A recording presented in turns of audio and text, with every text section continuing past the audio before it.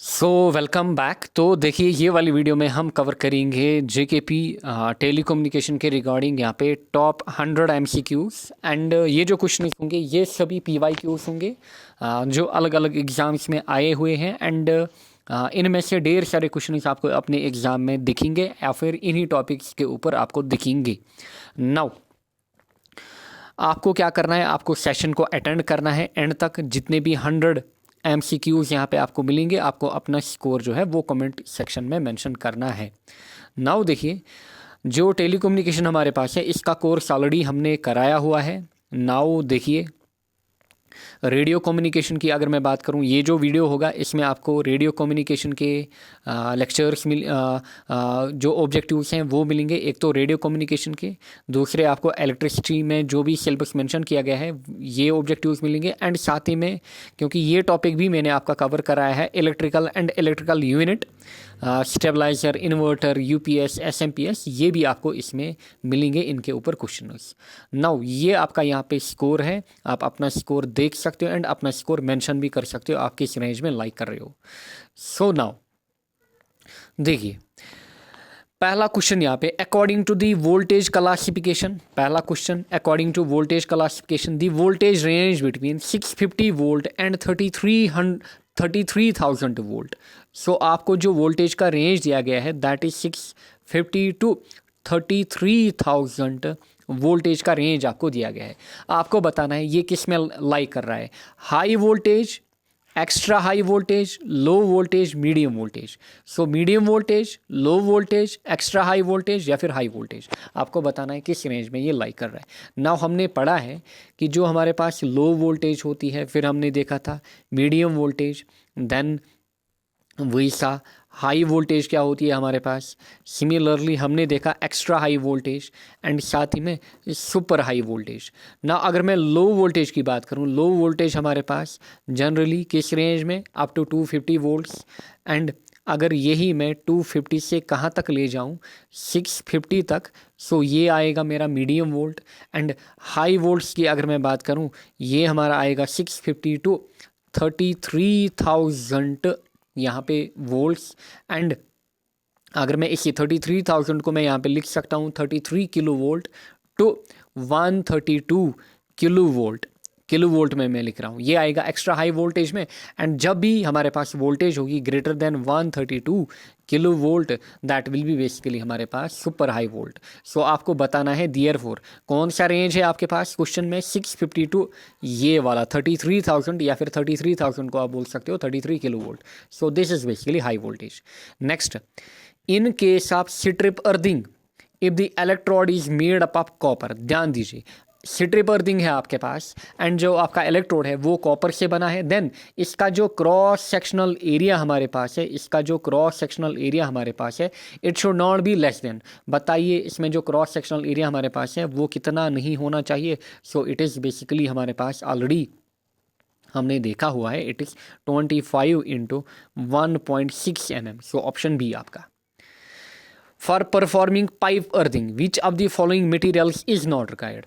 Pipe earthing के लिए आपको किस मटेरियल की रिक्वायरमेंट नहीं है, salt and charcoal, 60 into 60 into 6 mm GI pipe, funnel with wire mesh या फिर 38 mm GI pipe. 38 mm GI pipe, funnel with wire mesh, 60 into 60 into 6 mm GI pipe, salt and charcoal. बताइए आपको क्या करनी है, pipe earthing आपको किसकी requirement नहीं है। देखिए, आपको साल्ट एंड चारकोल चाहिए होता है, वहाँ पे आपको वायर मैश चाहिए होता है स्पेशली विथ फनल, एंड आपको 30 mm GI पाइप की रिक्वायरमेंट होती है। सो ये वहाँ पे आपको नीड नहीं है। ये जो ऑप्शन आपको दिया गया है GI पाइप, GI प्लेट का, सॉरी GI प्लेट का 60 इंटू 60 इंटू 6 mm, ये इसका पूरा डायमेंशन आपको दिया गया है, इसकी रिक्वायरमेंट हमें नहीं होती है। Next, which of the following types of wiring is preferred for workshop lighting. So बताइए वर्कशॉप लाइटिंग के लिए आप किसको प्रेफर करते हो, केसिंग कैपिंग को, बैटन वायरिंग को, कंसील्ड कंड्यूट वायरिंग को, सरफेस कंड्यूट वायरिंग को। सो बेसिकली आप प्रेफर करते हो concealed conduit wiring.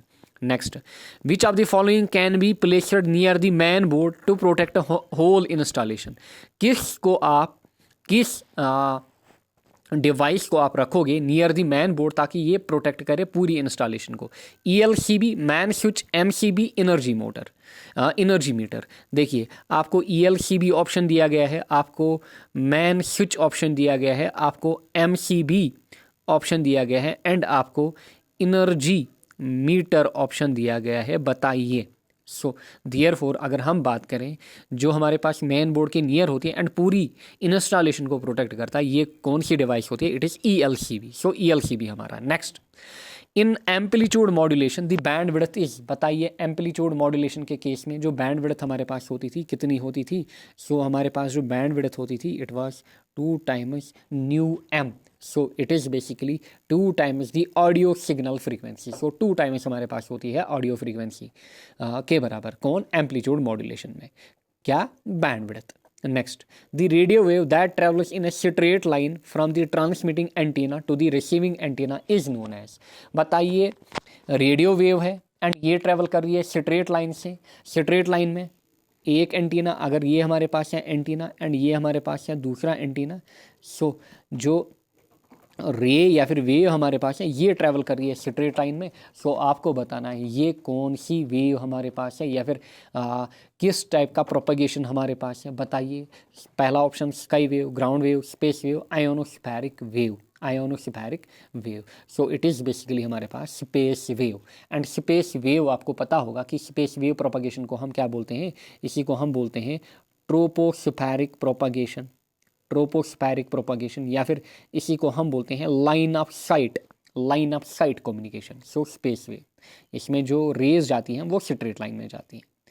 Next, why do we need carrier wave of high frequency to transmit audio signal over long distance. आपको क्यों चाहिए होती है करियर वेव जो हमारे पास है ऑफ हाई फ्रीक्वेंसी, आपको क्यों चाहिए होती है? पहला, high frequency carrier wave can propagate with a faster speed. दूसरा, higher frequency carrier wave offers availability of higher transmission bandwidth. बिल्कुल सही, जो हमारे पास हाई फ्रीक्वेंसी करियर वेव होती है ये हमें क्या ऑफर करती है? High transmission bandwidth. So option B हमारा।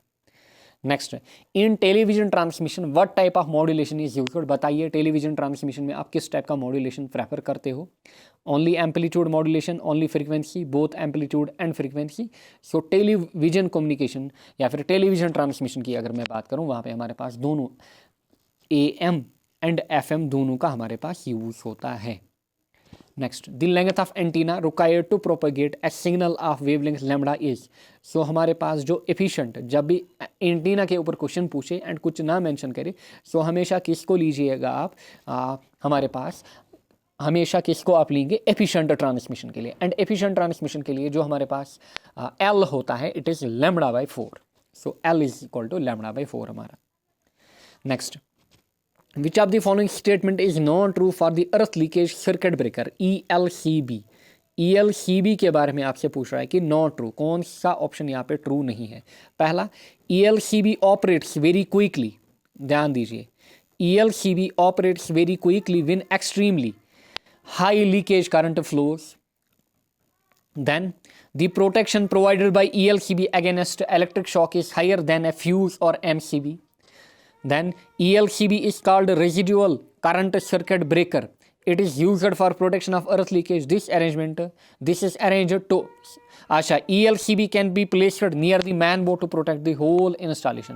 क्वेश्चन क्या बोल रहा है कि which of the following statement is not true about ELCB। ELCB के बारे में हमारे पास कौन सी स्टेटमेंट ट्रू नहीं है? So it is ELCB operates very quickly.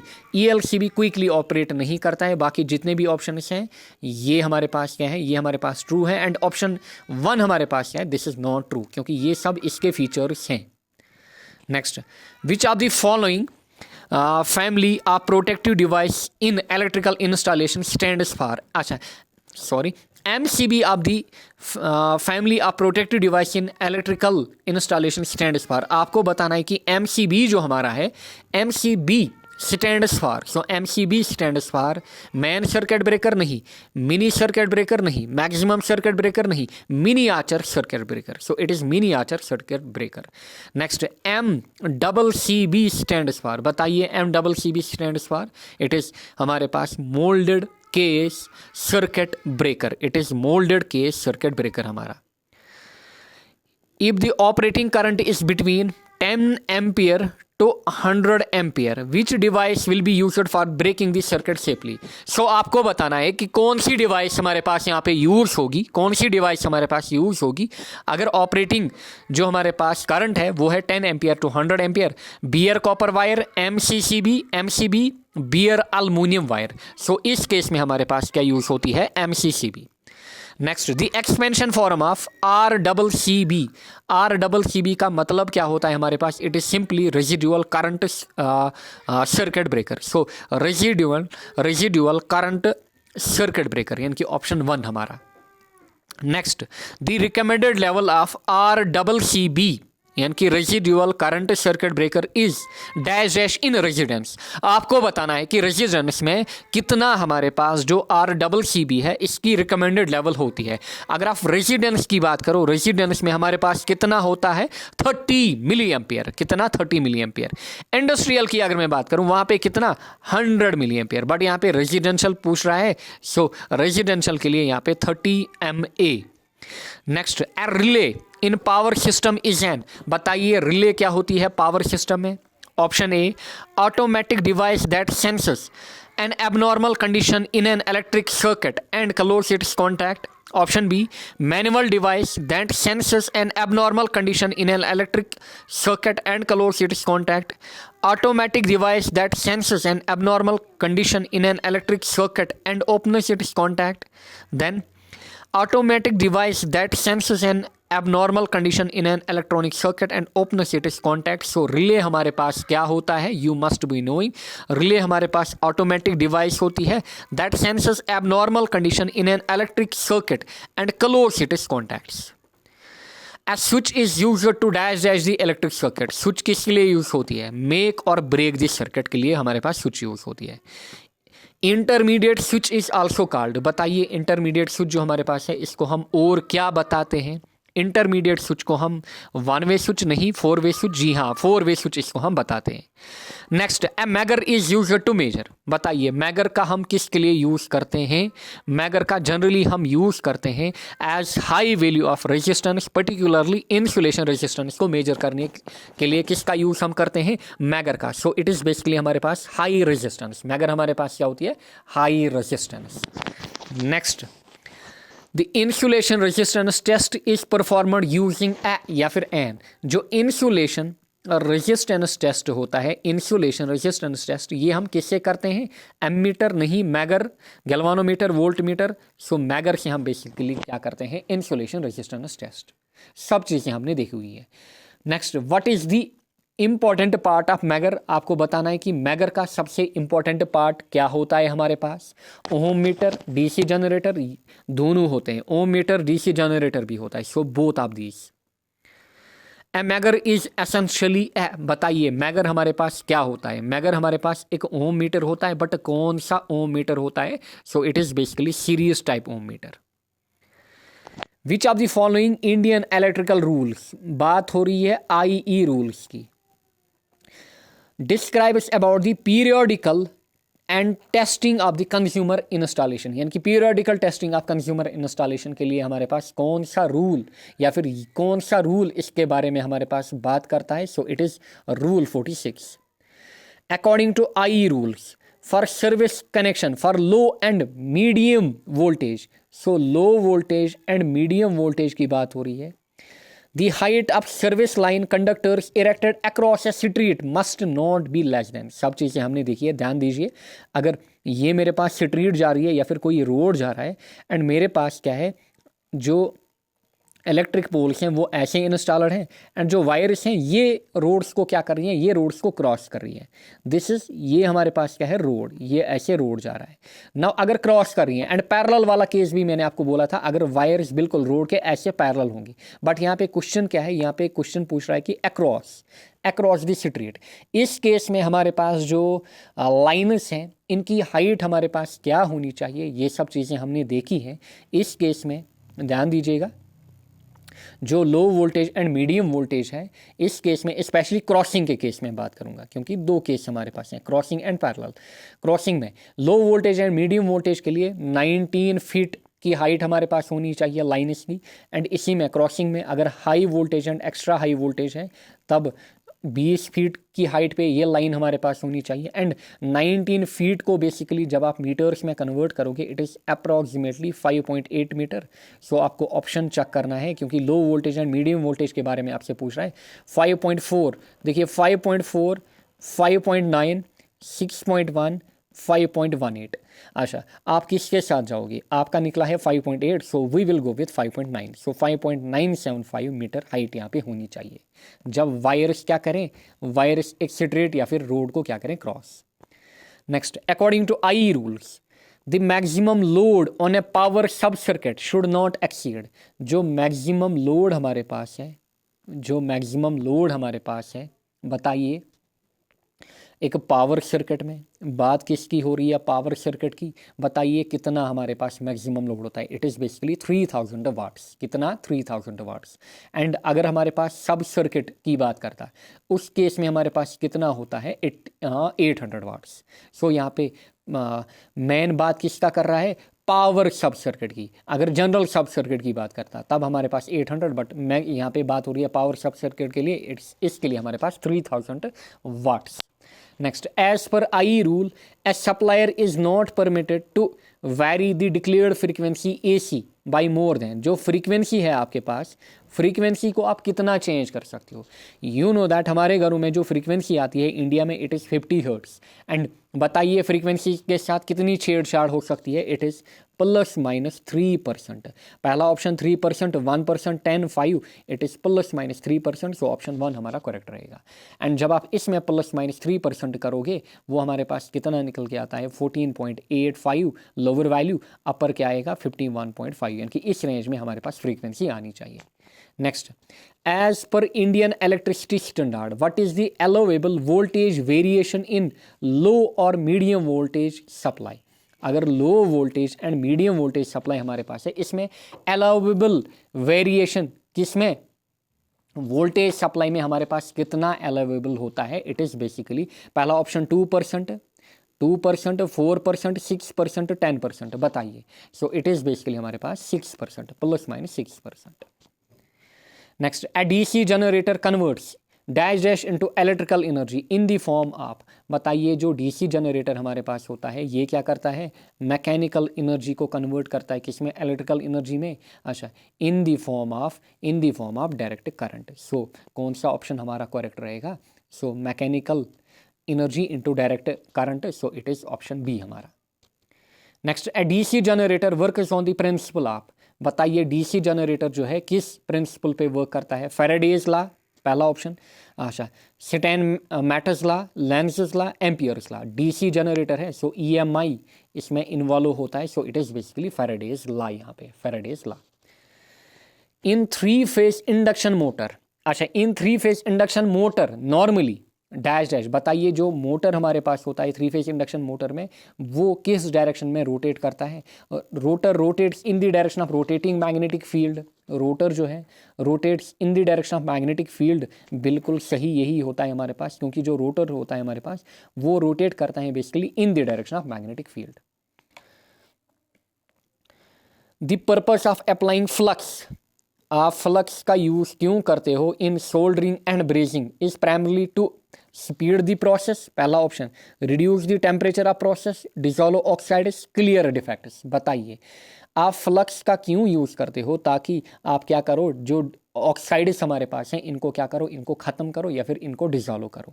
Next, soft solder कॉन्सिस्ट्स of, पहला ऑप्शन कॉपर एंड टिन, दूसरा ऑप्शन लेड एंड जिंक, तीसरा ऑप्शन लेड एंड टिन, चौथा ऑप्शन लेड एंड अल्युमिनियम। सो आपको बोलना है कि जो सॉफ्टर सोलिड हमारे पास है ये इसमें हमारे पास कौन सा कॉम्बिनेशन होता है।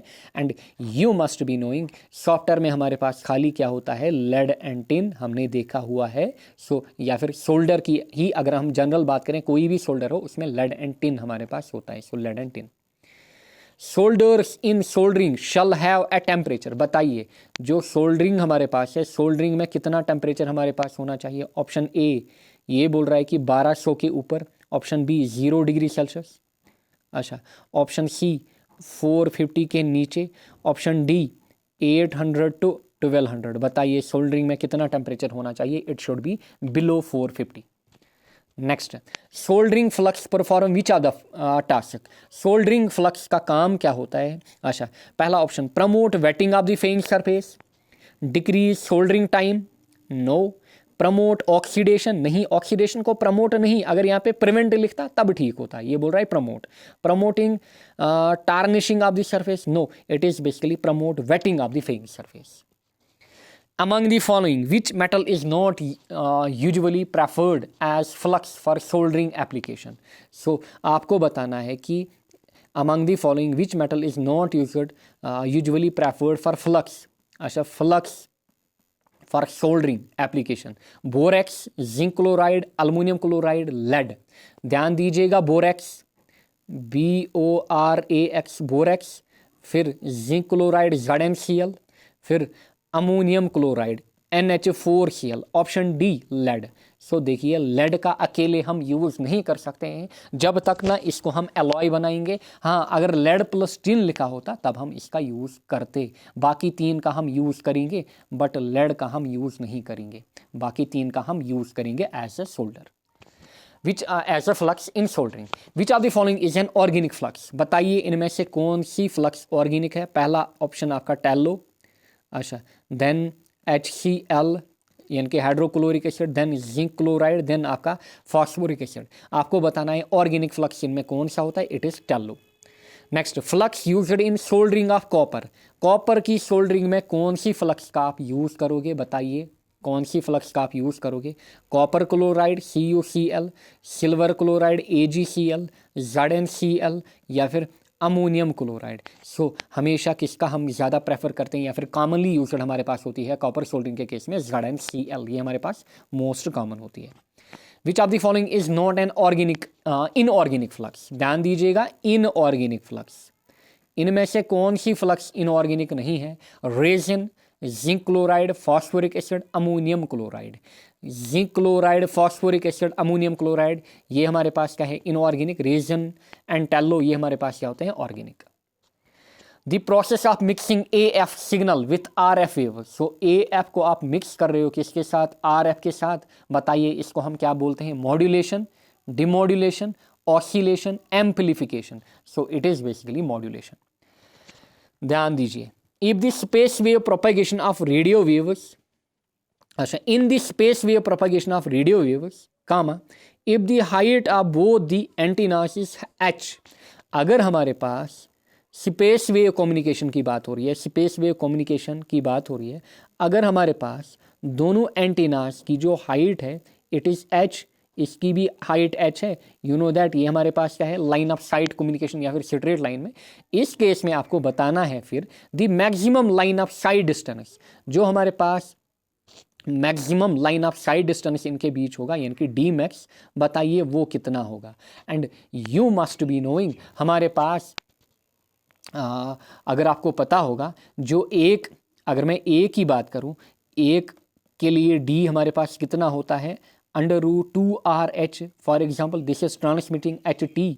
अच्छा, या फिर टोटल जो DM होगा हमारे पास, उस वो कितना होगा यानी कि रेंज कितना होगा? √2RHT। अगर ये HT है यानी कि ट्रांसमिटिंग एंटीना, एंड ये है रिसीविंग HR, प्लस यहाँ पे कितना होगा?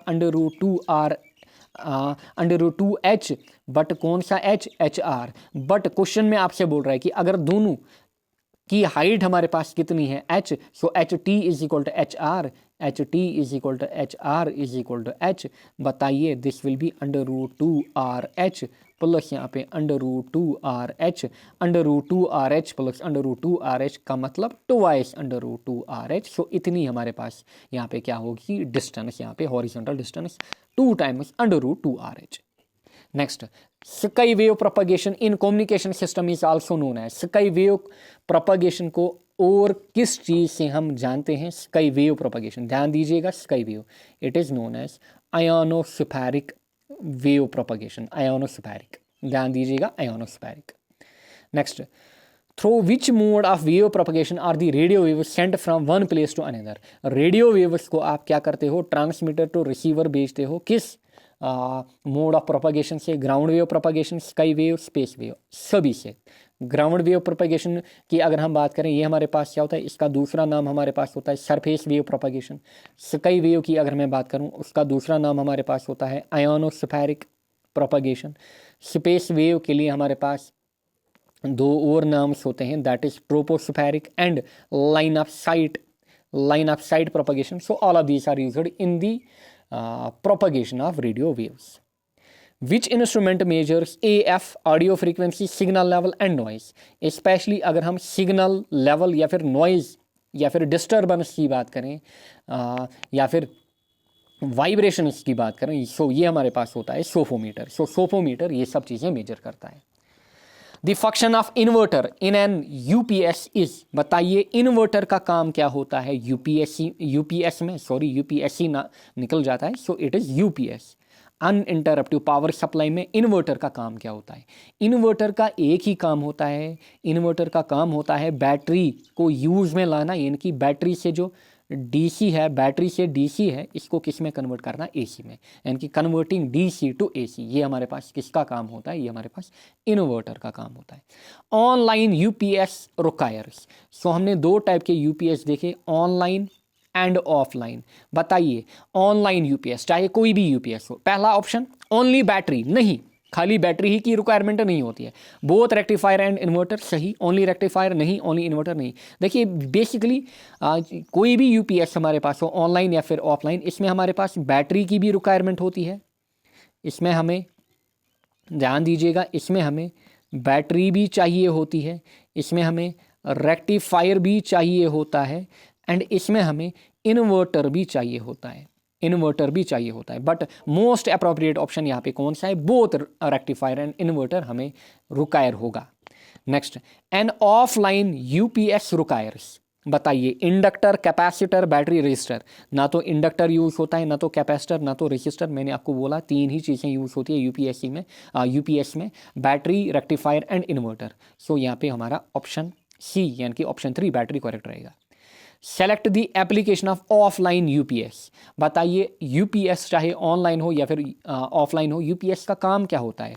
Intensive care unit, medical equipment, induction motor drivers, emergency power supply. So emergency power supply किसका काम होता है? यूपीएस में, यूपीएस का। कंप्यूटर में भी आपने ये सब पढ़ा होगा।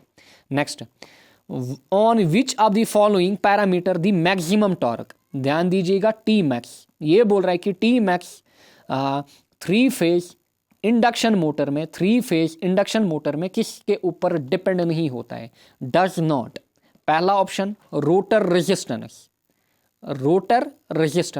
दूसरा ऑप्शन रोटर रिएक्टेंस, पहला ऑप्शन रोटर रेजिस्टेंस, दूसरा ऑप्शन रोटर रिएक्टेंस, तीसरा ऑप्शन रोटर इंड्यूस्ड ईएमएफ।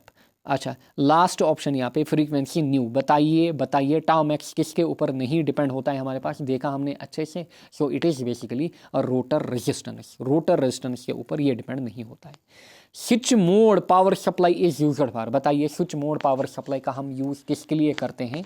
बताइए obtaining controller DC supply, switching over from one supply to another, obtaining AC voltage to low frequency, obtaining AC voltage of high frequency. So switch mode power supply हम इसीलिए use करते हैं ताकि हमें control मिले। So obtaining controller DC supply. SMPS are superior to linear power supply. So switching mode या फिर SMPS की ही बात हो रही है। अच्छा, ये सुपीरियर होते हैं किनसे? जो लीनियर पावर सप्लाई, LPS हमारे पास, LPS से जो SMPS हमारे पास होते हैं, ये क्या होते हैं? सुपीरियर होते हैं। बताइए क्यों? साइज एंड एफिशिएंसी, जी हाँ, साइज एंड एफिशिएंसी में ये हमारे पास क्या होते हैं? ये इनसे सुपीरियर होते हैं, क्योंकि इनमें आपको पता है LPS में ट्रांसफार्मर जो हमारे पास है उसका कितना साइज होगा। विच of the following is incorrect for SMPS, बताइए SMPS में हमारे पास कौन सा ऑप्शन यहाँ पे इनकरेक्ट है? Ripples are more at the output. अच्छा, power handling capacity is high, series pass transistor act as a switch, बिल्कुल पावर हैंडलिंग कैपेसिटी क्या होती है? हाई होती है। रिपल्स क्या होते हैं? आउटपुट में हमारे पास ज़्यादा होते हैं। इनकरेक्ट आपसे पूछ रहा है। Response to load variation is fast, वो SMPS में नहीं होता है। State the full form of SMPS, बताइए एसएमपीएस की हमारे पास फुल फॉर्म क्या है? It is basically switched mode power supply, it is basically switched mode power supply, switched mode power supply, ये हमारे पास क्या है? एसएमपीएस।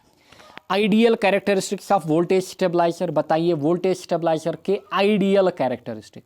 सो आइडियल कैरेक्टरिस्टिक क्या होता है वोल्टेज स्टेबलाइजर का? जो भी वोल्टेज आ रही है उसको क्या करना? कांस्टेंट बनाना। वोल्टेज को क्या बनाना? कांस्टेंट। फॉर एग्जांपल 230 वोल्ट्स पे कांस्टेंट इसको बनाना। अच्छा, विथ लो इंटरनल रेजिस्टेंस, बिल्कुल। So constant output voltage with low internal resistance, with low internal resistance is हमारा correct option. Which of the following, अच्छा, what is the basic function of voltage stabilizer to provide? बताइए, अभी तो बोला voltage stabiliser का main काम हमारे पास क्या होता है? मेन काम यही होता है कांस्टेंट वोल्टेज या फिर स्टेबल वोल्टेज हमें देना आउटपुट में, stable power supply to the load, फिर stable power supply to the load, अच्छा, continuous supply of voltage, stable electric power supply to the load, stable voltage supply to the load. For 3 phase induction motor the rotor copper loss is equal to, बताइए 3 phase induction motor में जो rotor copper loss होता है किसके बराबर होता है? वो बेसिकली हमारे पास होता है slip into input power, PIN यानी कि input power. So slip into power input to rotor. A diode operating as a rectifier converts, बताइए diode as a rectifier, rectifier का काम क्या है? स्टार्टिंग में भी आपको बोला रेक्टिफायर का एक ही काम होता है, ध्यान दीजिएगा। हमारे घर में जो AC आती है इसको किस में कन्वर्ट करना? DC में कन्वर्ट करना। सो ये बेसिकली किसका काम हमारे पास होता है? ये हमारे पास रेक्टिफायर का काम होता है, AC का कन्वर्जन DC में, alternating current to direct current. An electric charge in uniform motion produces, बताइए हमने देखा था अगर चार्ज क्या होगी? चार्जेस हमारे पास रेस्ट पे होंगी, चार्जेस मोशन में होंगी, बट कौन से मोशन? यूनिफॉर्म मोशन में होंगी। अच्छा, चार्जेस मोशन में होंगी बट इस बार यूनिफॉर्म मोशन में नहीं, क्योंकि इस बार चार्जेस एक्सेलरेट कर रही होंगी एंड नॉन यूनिफॉर्मली मूव कर रही होंगी। अच्छा, सो ये इस केस में हमारे पास खाली इलेक्ट्रिक फील्ड आएगा रेस्ट में। जब यूनिफॉर्म मोशन में होंगी तब electric field and magnetic field आएगा। अच्छा, इस केस में electric field, magnetic field and electromagnetic wave सभी चीज़ें आएंगी। So charge in uniform motion produce both electric and magnetic field. An electric charge does not have which of the following properties? Total charge conservation, जी हाँ होता है। Quantization of charge होता है, 2 types of charge होती है। Circular line of force हमारे पास नहीं होता है, क्योंकि यहाँ पे लूपिंग नहीं होती है। किस केस में? जो इलेक्ट्रिक फील्ड लाइन्स होती है, बट अगर आप मैग्नेटिक फील्ड लाइन्स देखोगे वहाँ पे लूपिंग होती है। Which of the following is false for electric lines of force? बताइए जो इलेक्ट्रिक फील्ड लाइन्स हमारे पास है इसके रिलेटेड यहाँ पे आपको बोलना है कौन सा ऑप्शन इनकरेक्ट है, false. They always start from positive charge and terminate on negative charge, बिल्कुल पॉजिटिव से निकलते हैं एंड टर्मिनेट कहाँ पे? नेगेटिव पे, बिल्कुल जी हाँ। They are perpendicular to the surface of charged conductor, बिल्कुल ऐसे, ये कंडक्टर इसकी सरफेस के ऊपर perpendicular. They always form closer loop, नहीं क्लोजर लूप यहाँ पे नहीं बनते हैं। Next, in a certain region of space the electric field is zero, it follows that. अच्छा, अगर इलेक्ट्रिक फील्ड जीरो हमारे पास होगा, पोटेंशियल सभी में आपको पोटेंशियल दिख रहा है। So electric field and potential के बीच रिलेशन है, ई हमारे पास क्या है? dV/dr। अगर ई जीरो होगा हमारा, इस इक्वेशन से बाय इंटीग्रेशन हमें पता चलता है कि V जो हमारा है दैट इज कॉन्स्टेंट, बताया हुआ है। सो पोटेंशियल हमारा हमेशा क्या रहेगा? कॉन्स्टेंट। जिस रीजन में भी हमारे पास फील्ड कितनी होगी? इलेक्ट्रिक फील्ड हमारे पास जीरो होगी। The physical quantity in electrostatics analogous to temperature in heat, बताइए इलेक्ट्रोस्टैटिक्स में ऐसी कौन सी प्रॉपर्टी है विच इज सिमिलर या फिर analogous to temperature in heat? So it is basically potential, यानी कि पोटेंशियल जो काम इलेक्ट्रोस्टैटिक्स में करता है वही काम टेम्परेचर कहाँ पे करता है? हीट में। The capacitance of a capacitor is, बताइए capacitance of a capacitor is independent of charge and potential of the capacitor. ध्यान दीजिए, कैपेसिटर की फॉर्मूला क्या होती है? C is equal to Q V. कोई बोलेगा ये तो Q पे डिपेंड है, ये तो V पे डिपेंड है। नहीं भाई साहब, ना तो ये Q पे डिपेंड है ना तो V पे डिपेंड है, सभी चीज़ें बोली हैं।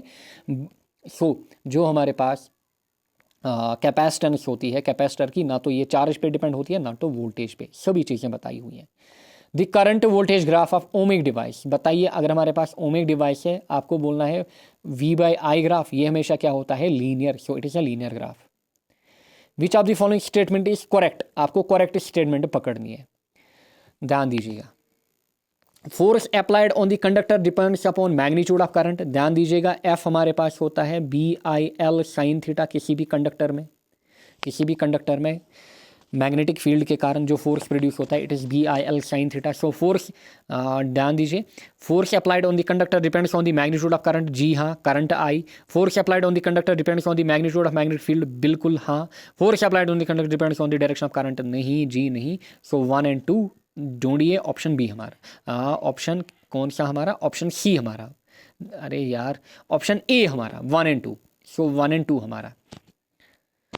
The force experienced by a charge Q having velocity v parallel to magnetic field B which acts on the charge, बताइए। अगर हमारे पास ये है, हमारे पास direction of magnetic field, this is मेरे पास direction of magnetic field and एक चार्जड पार्टिकल आ रहा है एंड ये इसी डायरेक्शन में मूव कर रहा है, बताइए इस पे लगने वाला जो फोर्स होगा कितना होगा, 0 होगा भाई साहब। एंड ये किस लाइन में जाएगा, ये स्ट्रेट लाइन में जाएगा। A proton enters a magnetic field with a velocity v, so ये हमारे पास क्या है, ध्यान दीजिए, ये हमारे पास है magnetic field, this is magnetic field and इसमें एक प्रोटॉन इंटर करा है, प्रोटॉन पॉजिटिवली चार्जड, ये इसमें इंटर करा है with velocity v parallel to magnetic field. अच्छा, इस क्वेश्चन में भी बोल रहा है, ये आ रहा है पैरेलल टू मैग्नेटिक फील्ड, इस बार पाथ पूछ रहा है, यहाँ पे बोल रहा था कि फोर्स कितना लगेगा, सो इस बार पाथ पूछ रहा है, पाथ क्या होगी, straight line. Consider 2 straight parallel conductors A and B, so 2 conductors आप लीजिए A और B separated by A distance x, इनके बीच जो डिस्टेंस है that is x, carrying individual currents IA and IB, इसमें जो करंट जारी है दैट इज IA, इसमें जो करंट जारी है that is IB। If the 2 conductors attract each other it indicates, so बताइए अट्रैक्शन एंड रिपल्शन वाला केस हमने देखा था, अगर ये आपस में अट्रैक्ट करेंगे सो ये क्या होंगे, दीज आर पैरेलल, इनमें एक ही डायरेक्शन में करंट जाएगी। अगर रिपल करेंगे ये क्या होंगे हमारे एंटी पैरेलल, एक में इधर करंट जाएगी इस डायरेक्शन में, दूसरे में इस डायरेक्शन में जाएगी। So the 2 currents are parallel in direction, बिल्कुल। A galvanometer can be converted into voltmeter, सो गैल्वानोमीटर को आपको कन्वर्ट करना है किस में, वोल्ट मीटर में। बताइए आप किस चीज़ का यूज़ करोगे, आप क्या यूज़ करोगे, आप हाई रेजिस्टेंस का यूज़ करोगे। किसका यूज़ करोगे, हाई रेजिस्टेंस का, वो भी किस में, सीरीज़ में। सो हाई रेजिस्टेंस इन सीरीज़ किधर है, high resistance in series. What is electromagnetic induction, बताइए इलेक्ट्रोमैग्नेटिक इंडक्शन की डेफिनेशन आपसे पूछ रहा है कि EMI होता क्या है। EMI हमारे पास क्या होता है, जब भी एक कॉयल के थ्रू करंट हमारे पास फ्लो करती है उसमें हमारे पास क्या होता है, उसमें हमारे पास बेसिकली EMF, क्योंकि पहले फ्लक्स प्रोड्यूस होगा फिर उसके कारण EMF इंड्यूस होगा। The generation of electric current due to the relative motion between the coils and the magnetic field. In an AC circuit, power is consumed only in, so AC circuit की बात हो रही है, जो power loss आपने पढ़ा, बताइए power कौन सी डिवाइस यहाँ पे हमारे पास कंज्यूम करती है, कैपेसिटर नहीं, चोक नहीं, इंडक्टर नहीं, खाली रेजिस्टेंस, क्योंकि power loss is only due to resistance हमारे पास। Next, what does the diagram show या फिर डिपिक्ट, ये वाली डायग्राम क्या डिपिक्ट करती है या फिर शो कर रही है। देखिए इसमें आपको ये जो दिख रहे हैं दीज आर इलेक्ट्रॉन्स, ये जो इलेक्ट्रॉन्स हैं या फिर ये जो चार्ज कैरियर्स हैं ये किस में है, रैंडम मोशन में। सो रैंडम मोशन सभी में ऑप्शन है। अब आपको बताना है कि ये ओपन सर्किट है या फिर क्लोज्ड सर्किट। क्लोज्ड सर्किट मतलब जो कनेक्शन हैं वो दिए हुए हैं and current is flowing, current is not equal to 0। Open circuit मतलब करंट कितनी, करंट 0, कनेक्शन नहीं दिए हुए हैं। सो दिस इज, अगर रैंडम मोशन में है सो देयरफॉर ये किस केस में होगा, ये हमारे पास रैंडम मोशन होगा of electrons in open circuit. जब भी करंट फ्लो करेगी ये पर्टिकुलर डायरेक्शन में मूव करेंगे, ये रैंडम मोशन में नहीं होंगे, ये पर्टिकुलर डायरेक्शन में मूव करेंगे। A filament of an electric bulb draws a current of 0.8 ampere. So I हमारे पास कितना, 0.8 एम्पियर इन 5 मिनट्स। टाइम हमें कितना दिया गया है, टाइम हमें दिया गया है 5 minute. Find the amount of electric charge, आपको चार्ज निकालनी है। आई हमारे पास होता है Q/T, Q हमारे पास कितना होगा, टी इधर जाएगा, क्यू हमारे पास होगा आई इंटू टी। बताइए हमारे पास कितनी चार्ज आपको कूलम में निकालनी है। सो 5 मिनट को आपको कन्वर्ट करना पड़ेगा किसमें, सेकंड में। सो इट इज़ 5 इंटू 60। अब आया ये सेकंड में, ध्यान दीजिएगा आई हमारा कितना, आई हमारा 0.8, टी हमारा कितना 5 इंटू यहाँ पे 60, 8 इंटू 0.8 इंटू 5 कितना होगा 4, 4 इंटू 60 कितना होगा 240, 240 coulomb. So 240 coulomb. Next, electric field strength of charge. बताइए electric field strength of charge हमारे पास, बताइए increase with distance, decrease with cube of distance, decrease with distance, decrease with square of distance. Electric field strength of a charge आपको बतानी है। सो हमारे पास जो इलेक्ट्रिक फील्ड हमारे पास होती है वो होती है k q upon r square. So it is inversely proportional to square of distance. So decrease with square of distance. And electric field basically किसके ऊपर डिपेंड होती है, ये भी ऑब्जेक्टिव आपसे पूछा जाता है। सो ये हमारे पास कौन सी चार्ज होती है, source charge. A galvanometer when connected in a circuit detects the presence of। बताइए गैल्वानोमीटर जब सर्किट में हम कनेक्ट करते हैं इसका मेन एम क्या होता है, करंट को डिटेक्ट करना। An example of series circuit is. बताइए सीरीज सर्किट कहाँ पे आप यूज़ करोगे, देखा था हमने पैरेलल सर्किट्स का, या कहाँ पे हम यूज़ करते हैं सीरीज़ का, कहाँ पे सीरीज़ कहाँ पे आप यूज़ करोगे, स्पेशली जो हमारे पास डेकोरेटिव लाइट्स होती हैं वहाँ पे आपका यूज़ में वहाँ पे आपका यूज़ में क्या आता है, सीरीज कॉम्बिनेशन। आगे बढ़ते हैं। विच of the following statements for a parallel circuit is true. बताइए पैरेलल सर्किट के लिए कौन सी स्टेटमेंट यहाँ पे ट्रू है। पहला, the net current of a parallel circuit is always less then that of individual current. ये बोल रहा है कि नेट करंट आई नेट क्या होगी, लेस देन इंडिविजुअल करंट। जी नहीं। अच्छा, then the potential difference across a individual resistance of a parallel circuit is always unequal. Potential difference across individual resistance of a parallel. So V की बात कर रहा है, ये बोल रहा है कि वी हमारे पास क्या होता है, पैरेलल कॉम्बिनेशन में वी हमारे पास अनइक्वल होता है। नहीं, अगर हम पैरेलल कॉम्बिनेशन की बात करें, पैरेलल में हमारे पास सेम क्या रहता है, सेम हमारे पास पैरेलल कॉम्बिनेशन में वी रहता है। एंड जो चीज़ डिवाइड होती है वो क्या होती है, करंट डिवाइड होती है, वी सेम रहता है। सो ये भी नहीं। The net resistance of a parallel circuit is always less than the sum of individual resistance. जी हाँ, क्योंकि जो आप नेट रेजिस्टेंस निकालते हो 1/R इक्विवेलेंट, वो हमारे पास होती है 1/R1 प्लस 1/R2। सो ये बेसिकली हमारे पास मिनिमम होती है। एंड जब भी आपसे पूछा जाए कि आपको 2 रेजिस्टर्स देगा, फॉर एग्जांपल आपको देगा R1 equal to 10 ohm, R2 equal to 20 ohm, आपको बोलेगा फाइंड द मैक्सिमम रेजिस्टेंस। कुछ नहीं मेंशन किया होगा, ना तो सीरीज ना तो पैरेलल, हमेशा आप जाएंगे सीरीज के साथ। So R equivalent is equal to R1 plus R2। So series में मैक्सिमम रेजिस्टेंस जो इक्विवेलेंट निकल के आती है, पैरेलल में जो इक्विवेलेंट रेजिस्टेंस निकल के आती है वो लेस निकल के आती है। So option C. Next, what are, अच्छा, wire are electrical switch are connected. बताइए जो इलेक्ट्रिकल स्विच आपके पास होती है किस वायर के साथ आप कनेक्ट करते हो, live wire, ground wire, neutral wire, all of these, सभी के साथ। बताइए। सो जो लाइव वायर होती है, लाइव वायर को हमेशा हम किसके साथ कनेक्ट करते हैं, जो स्विच हमारे पास होती है, स्विच को हमेशा हम किसके साथ कनेक्ट करते हैं, लाइव वायर। स्विच हो गया, फ्यूज हो गया, इनको हम लाइव वायर से ही कनेक्ट करते हैं।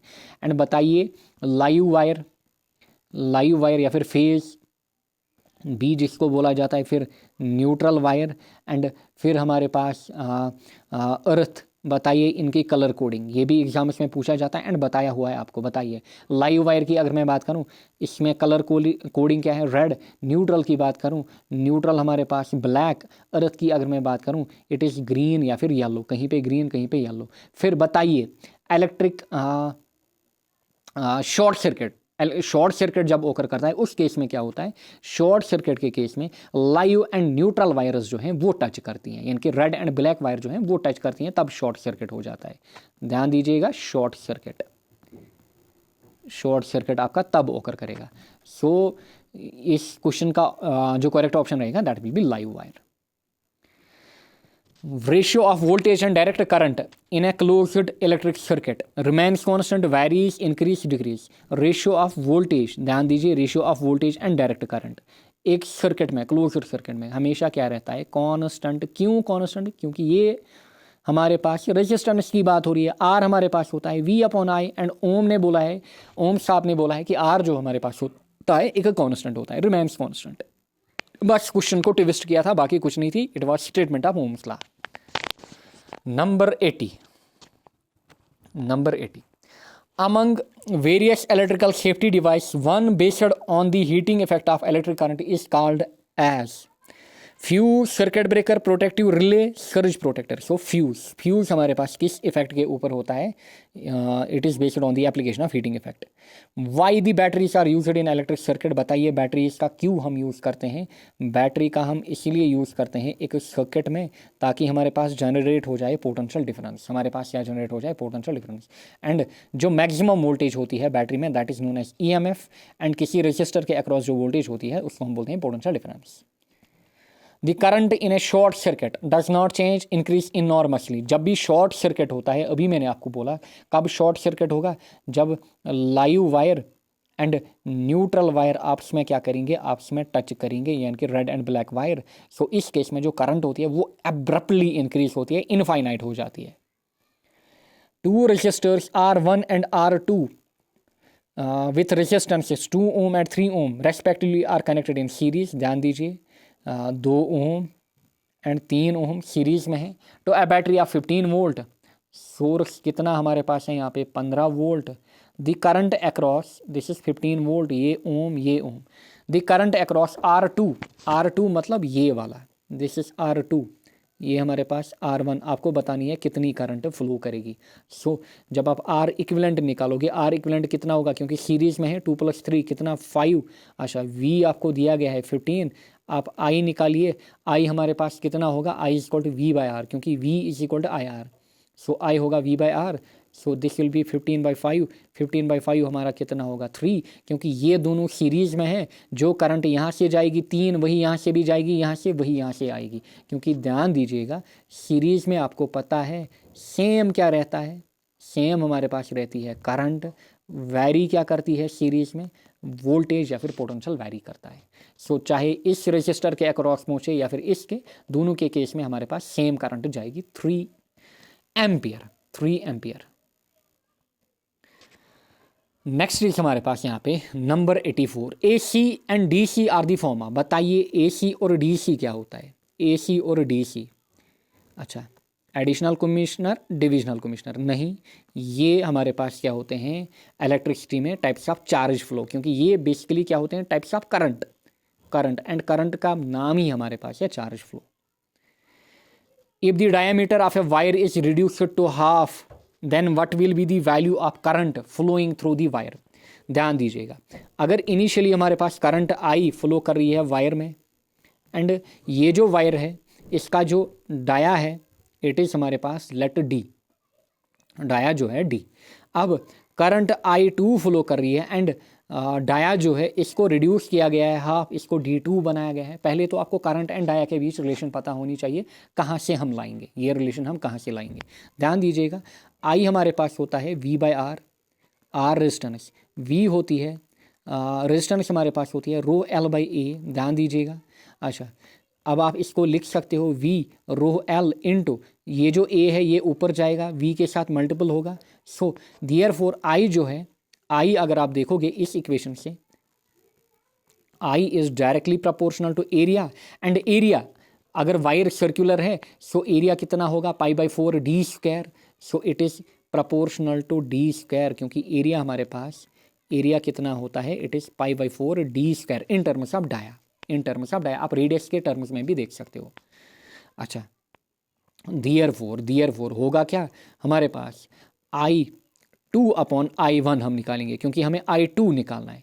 सो I2/I1 में लिखूंगा, इट इज़ बेसिकली D/2, अच्छा, D/2 का होल स्क्वायर, क्योंकि I हमारे पास है डायरेक्टली प्रोपोर्शनल D², I हमारे पास है directly proportional D² according to area equation.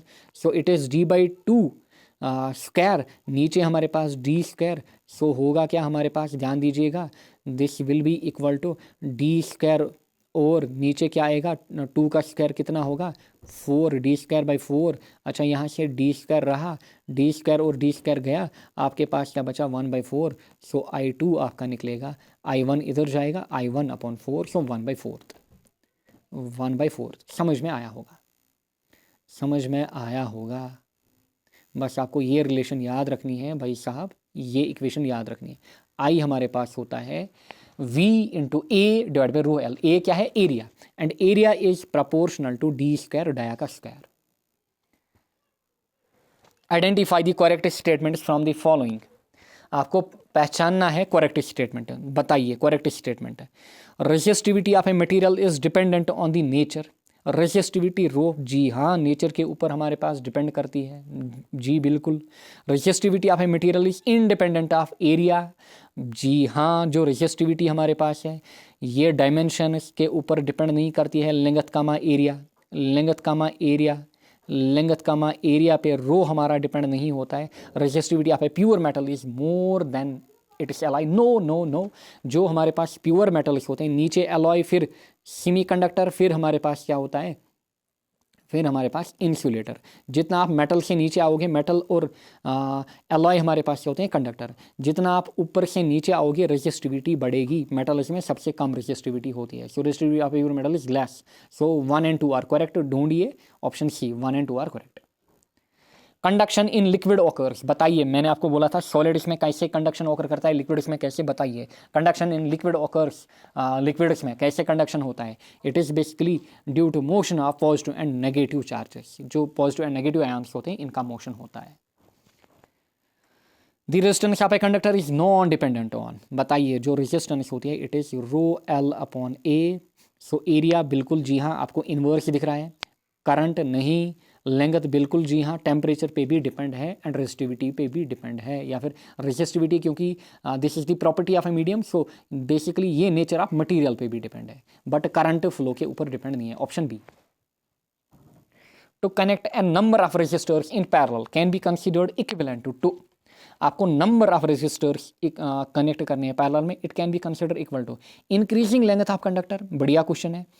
अच्छा, decreasing cross sectional area of the conductor, increasing resistance of the conductor, increasing cross sectional area of the conductor. ध्यान दीजिएगा इस क्वेश्चन को आप कैसे करते। जो हमारे पास रेजिस्टेंस होती है that is R is equal to rho L by A. ध्यान दीजिएगा, अगर आपके पास पैरेलल कॉम्बिनेशन है, पैरेलल में जो आर आपके पास होगा वो क्या होगा, मिनिमम। अच्छा, सीरीज में जो आर आपके पास होगा वो क्या होगा, मैक्स, यानी कि मैक्सिमम। ध्यान दीजिएगा। सो पैरेलल के केस में आपकी रेजिस्टेंस क्या होगी, resistance will decrease, and series case में रेजिस्टेंस इंक्रीज। नाउ आर आपका क्या होता है, आर आपका होता है रो L by A. So equation से ध्यान लगाइएगा, अगर ए हमारा बड़ा, अगर ए हमारा बड़ा, आर क्या होगा, आर घटेगा। एंड ये किसके लिए ट्रू है, ये किसके लिए ट्रू है, अगर आर डिक्रीज हो रहा है, आर डिक्रीज हो रहा है ए के बढ़ाने के कारण, सो आर डिक्रीज हो रहा है। So this is true for parallel combination. So parallel combination में आप बता सकते हो कि to connect a number of resistors in parallel can be considered equivalent to increasing cross sectional area of the conductor, क्योंकि क्रॉस सेक्शनल एरिया बढ़ेगा but resistance घटेगी parallel में, रेजिस्टेंस घटेगी पैरेलल कॉम्बिनेशन में, एंड एरिया बढ़ेगा। जो हमारे पास conductors हैं उनका जो एरिया होगा वो यहाँ पे बढ़ेगा, या फिर वायर्स का। Next, if 3 wires of tungsten, ध्यान दीजिए, टंगस्टन, मैंगनीज, हार्ड रबर, पहले हम इनको अरेंज करते हैं। ये क्या है, टंगस्टन की अगर मैं बात करूं, टंगस्टन हमारे पास क्या है, मेटल, फिर manganin alloy, so it is alloy, but दोनों क्या है, दोनों कंडक्टर्स, फिर रबर क्या है, इंसुलेटर। सो इनको मैंने एज अरेंजमेंट बताया। जब आप नीचे आओगे, अच्छा होगा क्या, अच्छा ये क्या पूछ रहा है, रेजिस्टेंस, अच्छा रेजिस्टेंस पूछ रहा है। सो जब आप नीचे आओगे, नीचे रेजिस्टेंस क्या होगी, जब आप नीचे आओगे ऊपर से नीचे रेजिस्टेंस इंक्रीज होगी। रबर में रेजिस्टेंस क्या होगी, मैक्सिमम, टंगस्टन में क्या होगी, मिनिमम, मैंगनीनियन में क्या होगी, मीडियम। सो आपको ऑप्शन देखने हैं। So resistance of manganin is highest, नहीं, टंगस्टन इज लीस्ट, जी हाँ टंगस्टन में लीस्ट रेजिस्टेंस होगी। टंगस्टन इज हाईएस्ट नहीं, hard rubber is least, rubber में क्या होगी, रबर में मैक्सिमम होगी। सो ऑप्शन बी ही मैच कर रहा है। Next, which of the following statements are correct, बताइए। Tin lead alloy is used for making fuse wire, fuse के बारे में बात हो रही है। Fuse is connected to live wire, बिल्कुल टिन लेड एलॉय का हम यूज़ करते हैं एंड फ्यूज को लाइव वायर के साथ कनेक्ट किया जाता है।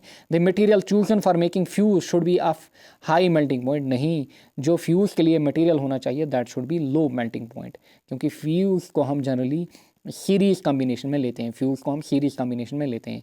अगर फ्यूज़ ने रजिस्ट किया, हमारी जो अप्लायंस है वो क्या होगी, डैमेज, इसलिए फ्यूज़ रजिस्ट नहीं कर पाता है लो मेल्टिंग पॉइंट के कारण, ये जल्दी मेल्ट हो जाता है एंड शॉर्ट हो जाता है। सो ओनली 1 एंड 2 ढूंढिए, ऑप्शन बी ओनली 1 एंड 2 हमारे पास। In an electric motor, the dash acts as the contact between commutator and the terminals of the battery. बताइए commutator and terminals को बेसिकली कौन यहाँ पे कॉन्टैक्ट या फिर जोड़ के रखता है? It is basically carbon brush हमारे पास। An AC generator works on the principle, आप बताइए AC जनरेटर का प्रिंसिपल पूछ रहा है। So it is basically on the principle of EMI, electromagnetic induction. The armature of an electric motor consists of, बताइए electric motor का armature, ध्यान दीजिएगा आर्मेचर, बताइए इसमें क्या क्या होता है? सॉफ्ट आयरन कोर, जी हाँ, कॉइल्स होती हैं एंड मैग्नेट नहीं होते हैं। So soft iron core and coil, यानी कि 1 एंड 2 हमारे पास। So both 1 and 2, option D. The fuse used for domestic purpose is rated in the range, बताइए फ्यूज़ को हम डोमेस्टिक पर्पस में जो फ्यूज़ हम यूज़ करते हैं उनका रेंज हमारे पास क्या होता है? Market range. सो अगर आप रेंज की बात करोगे, इनका जो ऑन एन एवरेज की अगर मैं बात करूँ, वो हमारे पास होता है 5 to 15 एम्पियर। एंड ये भी क्वेश्चन पूछा जाता है, बताइए फ्यूज़ को जो हम रेटिंग देते हैं वो किस हिसाब से देते हैं? एम्पियर्स के हिसाब से, वोल्ट्स के हिसाब से, ओम्स के हिसाब से, इसी तरीके से और भी ऑप्शन आपको देंगे, या फिर फैरड के हिसाब से। सो हमेशा आप क्या देखते हो, जो फ्यूज़ है ना, आप इसको हमेशा करंट के टर्म्स में देखते हो, दैट इज एम्पियर्स। फ्यूज़ को हमेशा आप देखते हो किसके टर्म्स में? करंट के टर्म्स में, इन terms of rating. So 5 to 15, but यहाँ पे कोई भी ऑप्शन मैच नहीं कर रहा है। So it is basically 1 to 10 ampere. Which of the following statements is या are correct for a current carrying solenoid? So solenoid की बात हो रही है। सोलिनाइड आपको पता है अंदर क्या होता है? सॉफ्ट आयरन कोर, इसमें ध्यान दीजिएगा, एंड बाहर हमारे पास इसके ऊपर क्या होती है? वाइंडिंग होती है एक कॉइल की। So it can be use to magnetize a piece of soft iron, बिल्कुल।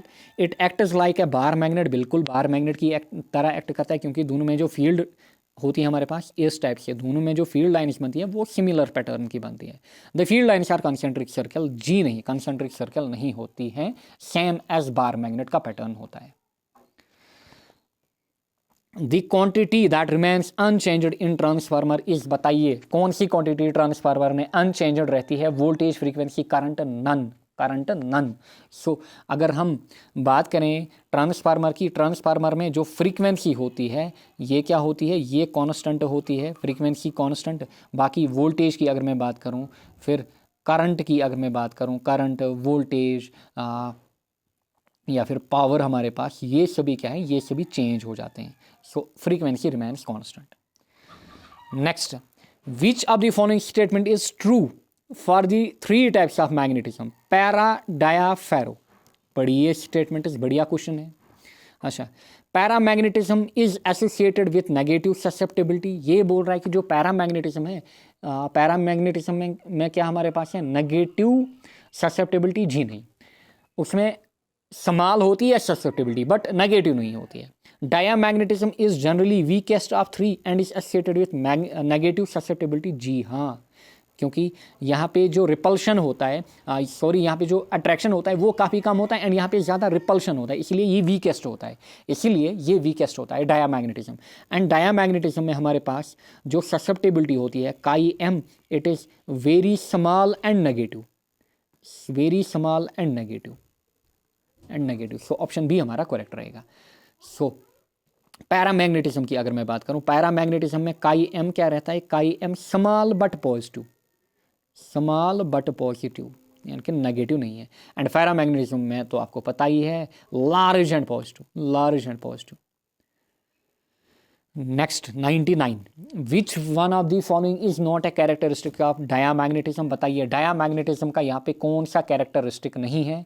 दी diamagnetic materials are repelled by a bar magnet, बताइए बताइए। बिल्कुल जी हाँ, जो डायामैग्नेटिक मटेरियल होते हैं ये रिपेल होते हैं एक बार मैग्नेट के कारण। जी हाँ। The magnetic susceptibility of material is small and negative. जी हाँ, ये भी सही है। The origin of diamagnetism is the spin of electrons. नहीं, जो ओरिजिन हमारे पास है बेसिकली डायामैग्नेटिज्म का, it is orbital motion of electrons. Orbital motion of electrons, orbital motion of electrons. So option C is not a characteristic. In AC circuit, Ohm's law is applicable for, बताइए Ohm's law, instantaneous value of current and voltage only, RMS value of current and voltage only, peak values of current and voltage only, all of the current and voltage values, यानी कि जितने भी values हमारे पास हैं current end voltage के, उतनों के लिए Ohm's law हमारे पास एप्लीकेबल होता है एक AC सर्किट में। सो ये थे हमारे टॉप 100 MCQs। आई होप आपने सेशन को अटेंड किया होगा एंड आपका जो स्कोर है वो अच्छा आया होगा। एंड अगर अभी आया भी नहीं है, आप अच्छे से नोट्स को रिवीजन करिए, अच्छे से रिवाइज करिए, अच्छे से फोकस्ड रहिए। सो दिस वाज ऑल जो मैंने कवर कराया था बैच में, एंड उसी के रिलेटेड ये था हमारा टॉप 100 MCQs का सेशन। एंड जितने भी क्वेश्चन थे दे वर PYQs। नाउ जो रिमेनिंग यूनिट 2 एंड यूनिट 3 है, उसका जो मॉक सेशन होगा वो आकिब सर खुद से लेंगे। एंड उनकी भी चैनल है यूट्यूब पे JKSSB मॉक्स, आप उसको सर्च कर सकते हो। एंड बाकी रिमेनिंग जो मॉक्स होंगे वो आपको इसी में मिलेंगे। Thank you all.